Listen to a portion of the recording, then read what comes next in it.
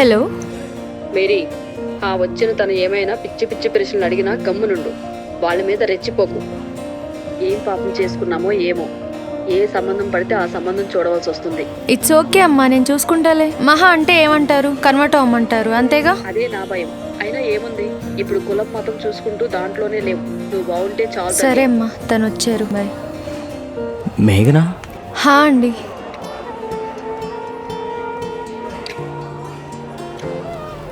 Hi అండి. Hello. నేను త్యాగరాజ్. అదే జాన్ మామ చెప్పే ఉంటారు కదా. మా బాబాయ్. అదే జాన్ బాబాయ్ నాకు బాబాయ్ అవుతారు. చెన్నైలో మా అంకుల్కి ఫ్రెండ్ జాన్. ఇద్దరు ఒకటే దగ్గర వర్క్ చేస్తారు. కలుస్తుంటాం ప్రతి వీకెండ్. ఓకే. అంటే మేము చాలా పూరండి. బాగా పైసలు సంపాదించాలని ఎప్పటి నుంచో అనుకుంటున్నాను. ఇక దాంట్లో పడి అలా లేట్ అయిపోయింది. ఇక ఈ అమ్మాయిలు ప్రేమ అంటారా, ఈ టాపిక్లో కూడా నేను పూరేనండి. అలా చూస్తూ చూస్తూ 31 వచ్చేసాయి. అయినోళ్ళు కూడా భయపడుతున్నారు అమ్మాయిని ఇవ్వటానికి. మీరు? నాకు కూడా ఈ రిలీజన్ పట్టింపులు ఏం లేవండి, కానీ నేనెప్పుడు ఇలా ఊహించలేదు. ఇప్పటివరకు నాకు వచ్చిన సంబంధాలన్నీ క్రిస్టియన్స్వే. మా బాబాయ్ చెప్పారు ఇలా ఒక సంబంధం ఉందని. అమ్మా నాన్న లేట్ అయిందని అంటున్నారు. వాళ్ళకి తెలియని విషయం ఏంటంటే నేను కూడా మీలాగే లైఫ్లో సెటిల్ అయ్యాకే మ్యారేజ్ చేసుకుందాం అనుకున్నాను. అంటే లవ్ లాంటిది ఏమైనా?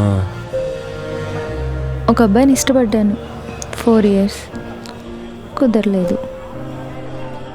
ఆ బాధలో ఇంకో 4 ఏళ్ళు వెళ్ళిపోయాయి. నా జీవితం అంతా ఇంకా అతని ఆలోచనలతోనే. చెప్పొద్దన్నారు, కానీ చెప్పాలనిపించి చెప్పాను. పర్లేదండి, ప్రతి ఒక్కరి జీవితంలో ఉంటుంది కదా ఒక ప్రాణాన్ని మెలిపెట్టే కదా. అప్పుడప్పుడు అనిపిస్తుంది నాకు కూడా ఒకటి ఉంటే బాగుండని. మీరు ఒప్పుకుంటే ఇక మీద ఉంటుంది. నేను ఓకేనండి మీకు. జాన్ బాబాయ్ ఈసారి తప్పు చేయలేదు. మీతో మాట్లాడాక ఓకే అనిపిస్తుంది. మీకు ఓకే అయితే నాకు ఓకే అండి.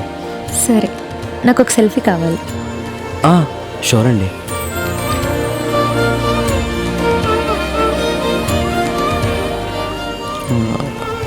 ఒక్క నిమిషం.